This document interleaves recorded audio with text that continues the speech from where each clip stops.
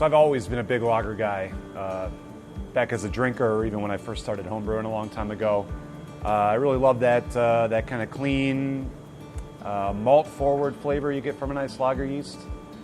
So that's kind of where the story for Fritz starts. Back in 2016, craft lagers were kind of starting to take off a little bit.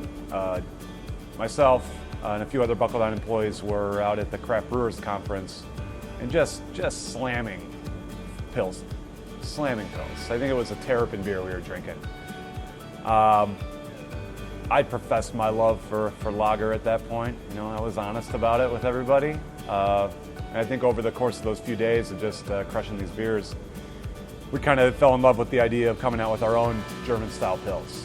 The idea had poked around a little bit. We'd done a couple draft-only releases of similar beers, but the idea for Fritzicuffs, a lager we brewed a lot of in a can, that's kind of where that all started. So about the beer, it's a pretty straight-up, traditional European-style lager.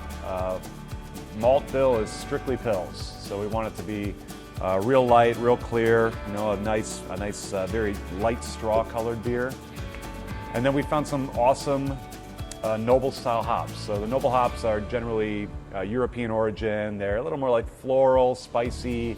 They're a more subtle kind of hop.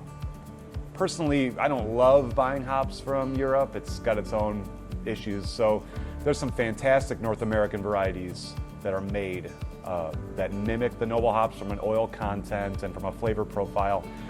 So this beer is Sterling, which is a Saaz derivative. So it's off the Saaz genetics. Saaz is the Czech hop that's most notably in Pilsner Urquell.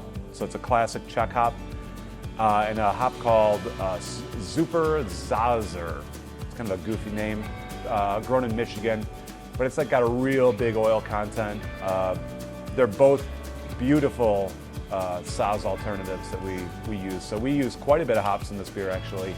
It's a very hop-forward beer. It's got a lot of hop character, a lot of hop nose to it, versus like a American lager, which is more about that kind of corn and maybe just a little bit of hop spice. This beer leans on the hops pretty hard. Like I said, very basic malt bill.